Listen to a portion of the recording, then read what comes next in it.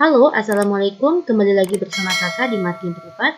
Kita akan melanjutkan untuk mempelajari bab selanjutnya yaitu koloid ya. Kimia kelas 11 semester 2. Saya ambil dari buku Intan Berwarna.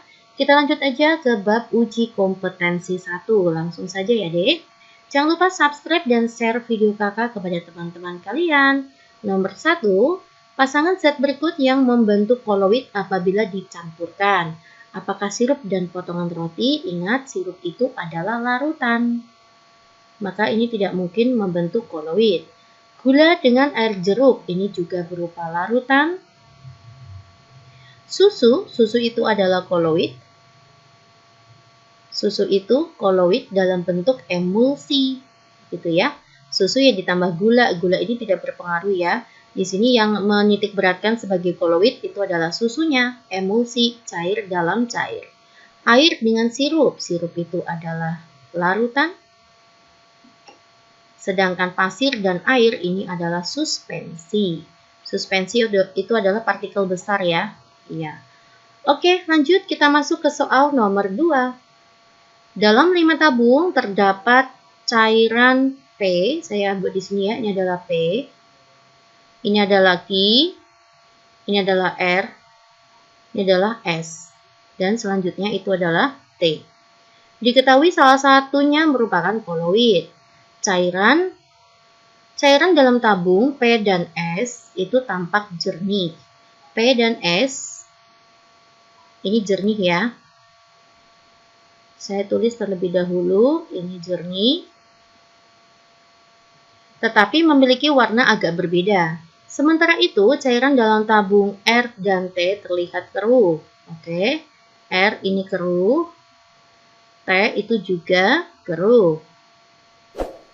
Serta terdapat endapan pada dasar tabung reaksi yang berisi cairan T. Nah, T ini keruh, tetapi terdapat endapan ya. Ada endapan di sini. Selanjutnya, adapun dalam tabung Q berbentuk 2 lapisan zat cair. Ada 2 lapisan. Lapisan bawahnya tidak berwarna, sedangkan lapisan atasnya berwarna kuning jernih. Berdasarkan pernyataan di atas, zat yang termasuk koloid dan larutan sejati. Oke, kalau koloid itu ciri-cirinya keruh dan tidak ada endapan. Maka yang koloid itu adalah poin R ya, di tabung R maksud saya. Maka kita cari yang depannya R. D, dan jawabannya itu D ya. Nah, kalau jernih, ini ciri-cirinya punya si larutan. Dan memiliki satu fase ya, fasenya tuh homogen. Nah, oke. Paham ya? Kalau ini terlihat ada 2 fase, maka jelas bukan larutan. Maka jawabannya saya ambil itu R dan S. Ini adalah koloid. Nah, ini sama aja keruh mbak, tetapi ada endapan. Koloid memiliki salah satu sifatnya adalah gerak Brown ya, gerak zigzag ya, yang menyebabkan koloid tidak mengendap. Maka jawaban yang tepat adalah R dan S. Next, kita masuk ke soal nomor 3. Pasangan data yang tepat antara jenis koloid dan zat penyusunya. Ini fase terdispersi dan ini fase pendispersi. Kalau belakangnya gas, pendispersinya gas, itu namanya aerosol. Nah, ini benar ya, aerosol padat ya, padat dalam gas. Udah jawabannya adalah A, saya akan coba satu persatu. Kalau depannya gas atau fase terdispersinya gas, itu namanya adalah busa atau buih. Gas dalam cair namanya busa, nah ini aerosol salah.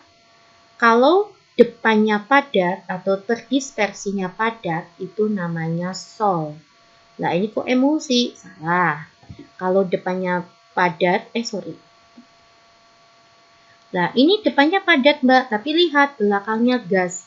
Selama belakangnya gas, itu namanya aerosol. Begitu ya, Dek. Karena depannya padat, maka aerosol padat. Nah, busa cair. Cair dalam gas. Kalau busa, itu depannya gas. Nah, ini depannya cair. Belakangnya gas. Oke, selama belakangnya gas, itu namanya aerosol.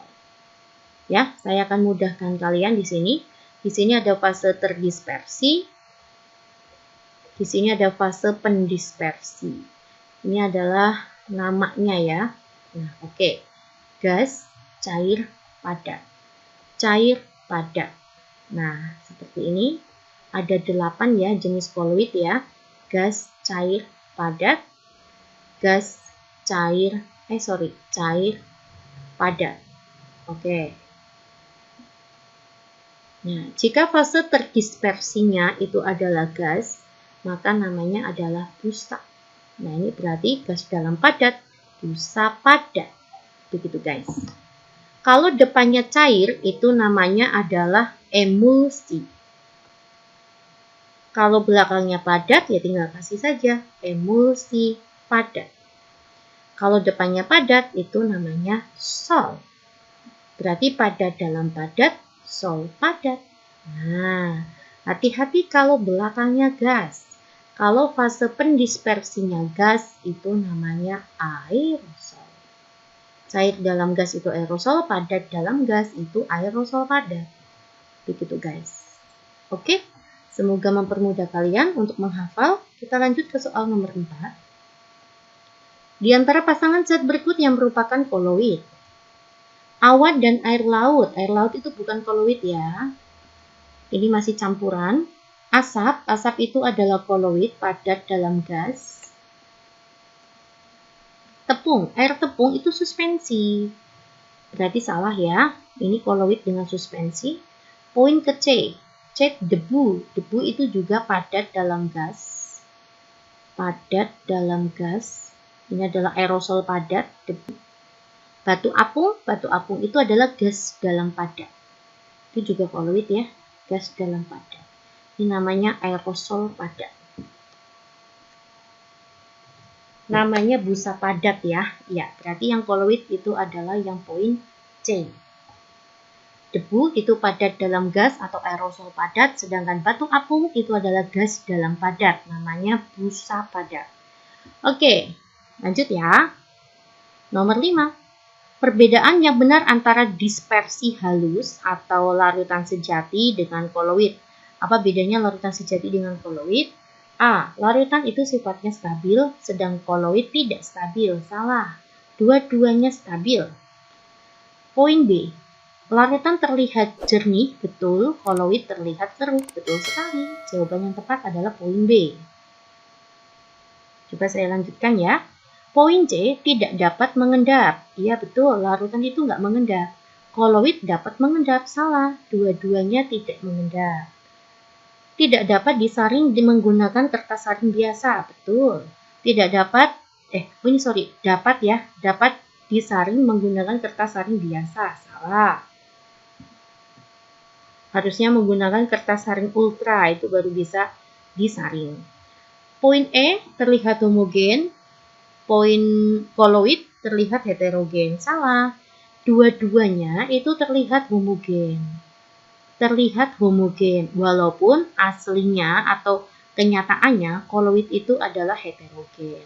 Karena di dalamnya itu ada dua fase. Fase terdispersi dan fase pendispersi. Tetapi nampak homogen gitu ya guys. Ya, jawaban yang tepat adalah poin B. Nomor 6. Mayonnaise adalah bahan tambahan makanan yang bertekstur lembek dan berwarna putih agak kuning. Mayonnaise sering digunakan untuk menambah cita rasa. Mayonnaise termasuk jenis koloid yang tersusun atas. Mayonnaise itu cair dalam cair ya, Dek. Karena cair dalam cair itu namanya emulsi. Begitu ya. Berarti apa jawabannya? Mayones itu cair dalam cair. Jawabannya D. Nomor 7. Diketahui beberapa contoh koloid dalam kehidupan sehari-hari sebagai berikut. Pasangan koloid yang memiliki zat terdispersi berupa gas. Ya, berarti gas. Gas dalam apa? Bisa gas dalam cair, bisa juga nanti gas dalam padat. Ya, ini jika fase terdispersinya gas. Oke, apakah semir sepatu? Semir sepatu itu fase terdispersinya bukan gas ya, tetapi ini padat. Padat dalam cair. Maka salah. Susu itu cair dalam cair. Maka salah juga. Buih deterjen itu adalah gas dalam cair. Betul ya, ini adalah busa. Asap rokok itu adalah padat dalam gas. Ya, atau aerosol. Sedangkan kerupuk itu adalah gas dalam padat. Ya, kan rongga-rongganya tuh berisi gas dalam padatan kerupuk gitu guys. Jawaban yang tepat 3 dan 5. Nomor 8. Cairan desinfektan yang disemprotkan petugas tersebut merupakan sistem koloid. Desinfektan itu adalah cair dalam gas yang disemprot-semprotkan gitu ya. Kan cairannya itu nanti berbentuk dengan ukuran koloid, kita sebarkan ke gas, maka artinya cair dalam gas. Nah, belakangnya gas maka namanya aerosol. Begitu guys. Ya. Jawabannya adalah aerosol cair. D. Next ya, kita masuk ke soal nomor 9. Peristiwa berikut yang dapat membentuk koloid. Campuran serbuk gelatin ke dalam air hangat. Betul ya, ini adalah salah satu contoh koloid liofil, ini gelatin yang suka dengan mediumnya, yang digunakan untuk mengemulsi ya pada es krim. Poin B, mencampurkan soda kue dalam adonan terigu. Ini tidak ya, adonan terigu itu adalah suspensi, bukan sistem koloid. Mencampurkan garam dapur itu termasuk larutan nantinya. Ini berarti pembuatan larutan. Mencampurkan susu ke dalam air kopi. Ini adalah suspensi. Menambahkan gula ke dalam air teh. Ini adalah larutan. Ya. Maka jawaban yang tepat adalah mencampurkan serbuk gelatin ke dalam air hangat. Oke guys, lanjut kita masuk ke soal nomor 10, soal terakhir ya. Minyak ikan diperoleh dari ekstrak lemak ikan seperti Oleum lecooris. Bahan-bahan utama yang diperlukan untuk membuat minyak ikan adalah Oleum lecooris, air gliserol, dan gumarep. Secara sederhana, proses pembuatan minyak ikan dapat dilakukan dengan mencampurkan semua bahan tersebut. Berdasarkan proses pembuatannya, fase terdispersi dan medium pendispersi minyak ikan sama saja dengan apa? Minyak ikan itu seperti dengan mayones ya, dia adalah cair dalam cair. Inilah minyak ikan. Jadi yang sama cair dengan cair itu apa? Keju tidak? Keju itu cair dalam padat. Apakah tinta? Tinta itu padat dalam cair. Yang di depan tuh fase terdispersinya ya, belakang pendispersinya. Santan, susu, ini betul. Cair dalam cair. Lem kanji itu padat dalam cair. Styrofoam itu gas dalam padat. Oke guys, semoga kalian paham. Saya sudah bahas 10 soal untuk pilihan ganda. Selamat belajar ya. Assalamualaikum.